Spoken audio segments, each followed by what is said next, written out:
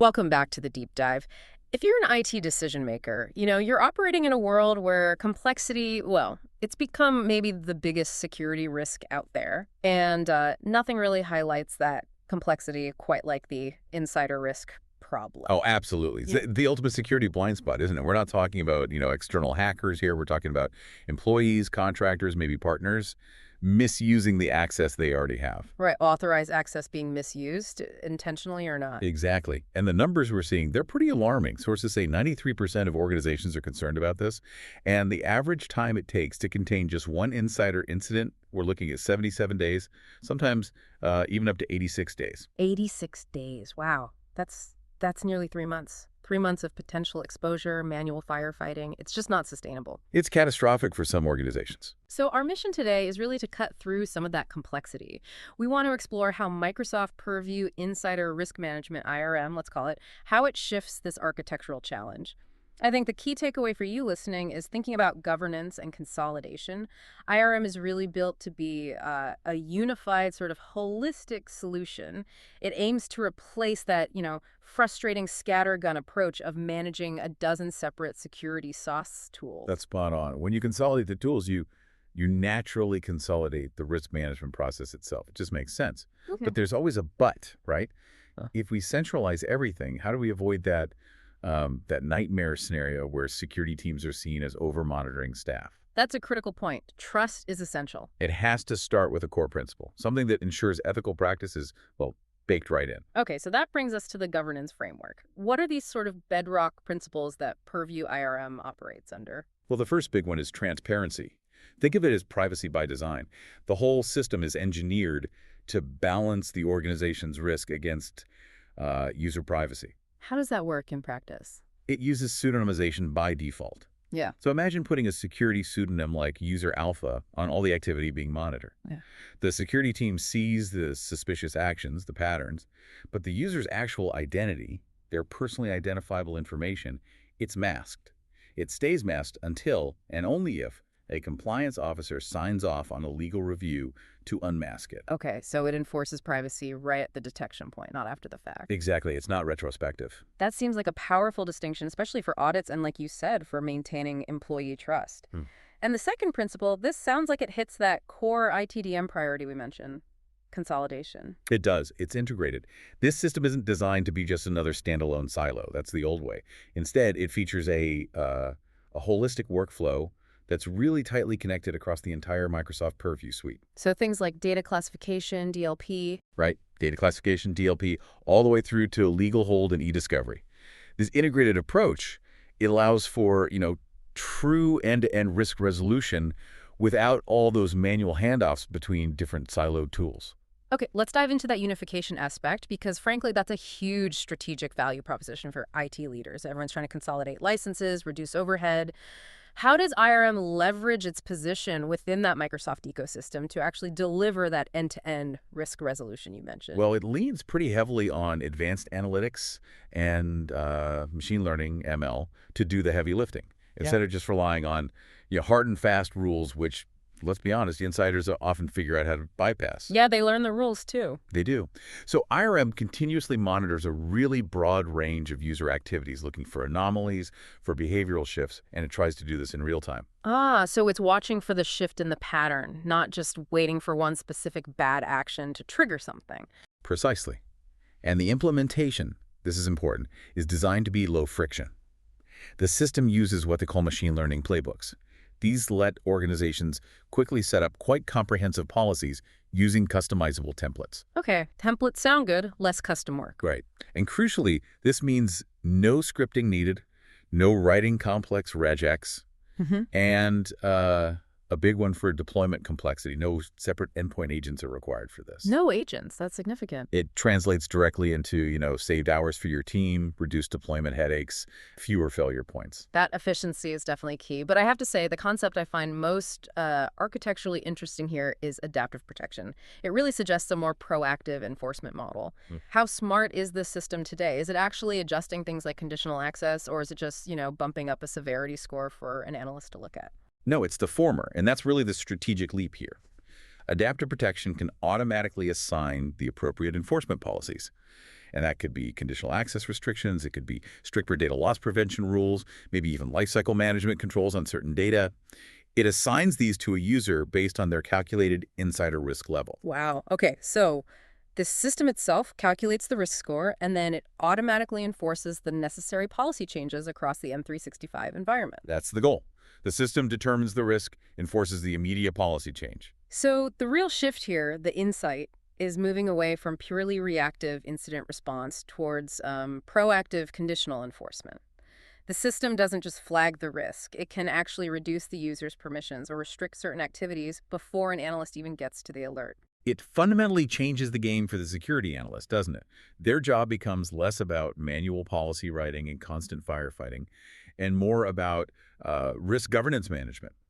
The system enforces the policy, the human reviews, and decides if that enforcement was justified, if the policy needs tuning. Okay, let's make this really tangible. Think about a common scenario, one we hear about all the time: the week before resignation data download spree. How quickly can IRM actually detect that kind of pattern change? When a user suddenly starts accessing high-value SharePoint sites they normally ignore. Yeah, that's a classic. IRM has policy templates specifically targeting this. Data theft by departing users. Now, it does require configuring the M365 HR connector. That's an important setup step. But once that's integrated, the system gets a termination signal from HR. That puts the user under immediate but targeted monitoring for specific high-risk actions, Like what? like bulk downloading files, connecting personal cloud storage accounts, maybe printing sensitive documents in large volumes, things that are unusual for them, especially given the context of their departure. And it's not just those sort of classic risk templates, right? ITDMs are dealing with very modern risks, too. Absolutely. The templates try to look forward. They cover common things like security policy violations, someone trying to disable device security features or installing unauthorized apps. But they also address the incredibly modern risk of risk AI usage. Ah, generative AI, that's huge right now. It is. So this template helps detect potential misuse of generative AI tools, especially scenarios where they might ingest confidential company data inappropriately. The templates provide a really good strategic starting point. You can then tailor them based on specific industry regulations, like, say, patient data misuse in healthcare, or focus them on particular internal business groups. So we've got the intelligence layer, the AI, the risk categorization, but intelligence is kind of useless without a smooth, integrated process to act on it. The whole point of consolidating into a suite like this is to shrink that 77-day containment time you mentioned. How does Microsoft actually structure the response workflow? Can you walk us through the steps? Sure, the workflow is designed to be logical and minimize operational friction. It really starts with one, policies. This is the identification and definition stage. You use those templates we discussed, or build your own, defining which risk indicators matter, which users or groups to focus on, maybe priority users, and which services like SharePoint or Exchange to watch.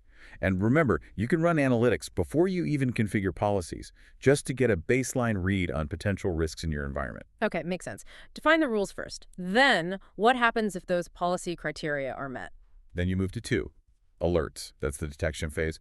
Risk indicators automatically generate alerts when policy conditions are matched. These pop up in the alerts dashboard, showing essential info. Alert ID, the user still pseudonymized at this stage, severity, status. Got it. So alerts are generated. What's next? Three, triage. This is the review and evaluation stage, and it's the first point where a human reviewer, like an analyst or investigator, typically steps in. New alerts come in with a needs review status. The reviewer can quickly triage them by looking at the alert details, the associated user activity that triggered it, the severity level. From there, they resolve the alert. They can dismiss it if it's benign, assign it to an existing case if it's related to something ongoing, or open a brand new case if it warrants deeper investigation. So triage is about quickly filtering out the noise. Exactly. Separate the signal from the noise efficiently. Okay, so if the risk looks real, looks serious, we move into the deep investigation, stage 4. This must be where that unification aspect you mentioned really pays off, because fragmented data, trying to pull logs from everywhere, that seems like the main reason investigations drag on for weeks and weeks. It absolutely is. So 4, investigate. The deep review stage uses the case dashboard to bring everything together. Instead of analysts manually correlating events across, endpoint logs, network logs, app logs, the integrated tools provide context right there. There's the user activity chart, which plots the user's risk activity over time. It lets you see the behavioral timeline visually. And what about the actual data, the files, the emails involved? That's handled by the Content Explorer. This is really powerful. It automatically captures and displays the associated data files and email messages involved in the risky activity. And it's not just showing you that they exist. You can often preview the content itself right there. Plus, you can filter it by file type, source, even by sensitivity tags that might have already been applied by Purview Information Protection. Okay, so the evidence collection part is drastically streamlined. It cuts down massively on the time spent just gathering the evidence before you can even start analyzing it. I also noticed something about flexibility in the investigation tools. For ITDMs, the ability to maybe look into something without formally escalating the user straight away, that feels like a big benefit. For morale, for legal reasons maybe? You're likely referring to the user activity reports, which are currently in preview. They're brilliant for that exact scenario, quietly verifying suspicions. They let investigators examine a specific user's activities during a defined time period without formally assigning them to a high-risk policy or kicking off the full compliance workflow. So it's like a pre-investigation check? Kind of. Pre-escalation vetting, maybe? It lets you check things out discreetly. Makes sense. Okay, so once the investigation is complete, we finally reach 5. Action. This is the resolution and mitigation stage. This has to be where those time savings really crystallize. Exactly. This is where you close the loop, and the actions can vary. For lesser risks, maybe something clearly unintentional, the system supports sending a customizable reminder notice directly to the user. It could be a simple reminder about policy, or even direct them to some refresher training. Okay, so education and reminders for low-level stuff. Right. But for the serious risks, this is where the power of that integrated principle really comes into play. You can escalate the case directly to other Purview services for immediate end-to-end management. Right, let's focus on that escalation piece, because this is where IRM seems to move beyond just detection and really helps manage the entire life cycle of an incident.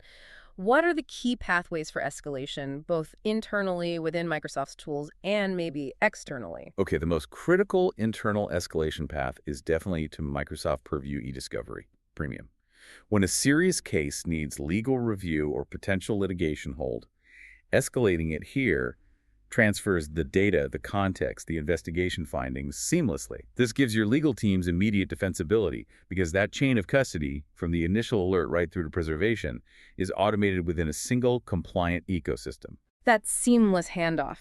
From the security investigation right into the legal hold workflow.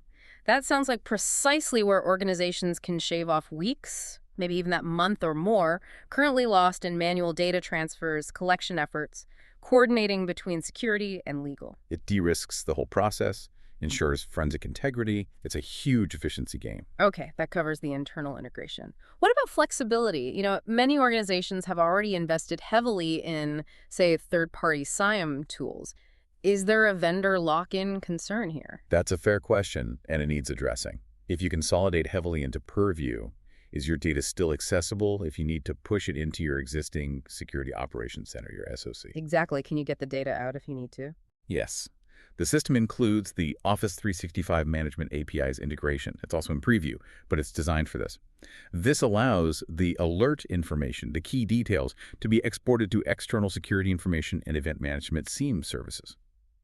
So while Purview is definitely architected to unify and simplify your internal security stack, it does provide that necessary flexibility.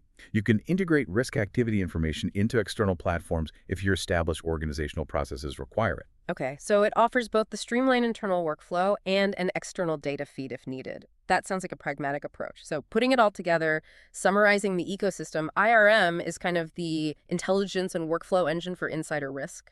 But it sits under that broader Purview umbrella, which is already doing things like data classification and prevention. That's exactly right. IRM works hand in glove with, say, Microsoft Purview Information Protection, which handles the data classification and sensitivity labeling. And it works with Purview Data Loss Prevention, DLP, for enforcing rules on emails and files based on those classifications.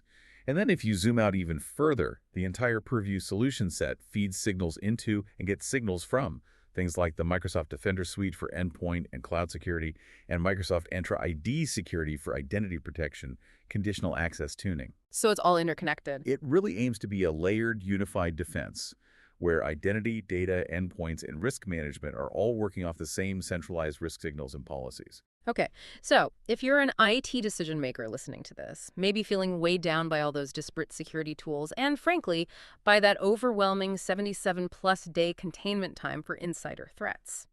The key takeaway seems to be that Purview IRM offers a powerful, but also privacy-respecting and, importantly, integrated workflow. It really feels like it's about shifting your security architecture away from constant firefighting towards more proactive, governance-based enforcement, all backed by machine learning. Well said. And maybe this shift forces ITDMs to think a bit more critically about policy intent versus policy outcome. Here's a final thought to chew on. If you've configured policies to flag risk AI usage, let's say a user unintentionally misuses a generative AI tool, maybe pastes in some sensitive code trying to debug it, you have to ask, how will your current 5-stage workflow need to adapt internally? How do you ensure the action stage for that specific scenario is appropriate? Is it just a simple reminder notice, or does it trigger a more serious escalation? That link between identifying a very modern risk, like AI misuse during the policy stage, and ensuring the final resolution action fits the actual intent and impact. That requires careful thought about internal processes, not just the tech. Exactly. That balance between providing necessary security controls and maintaining a productive, trusting workplace. That's going to be the defining challenge, I think, for the next few years as these technologies evolve. Definitely something to mull over as you consolidate your security strategy. Thanks for diving deep with us today.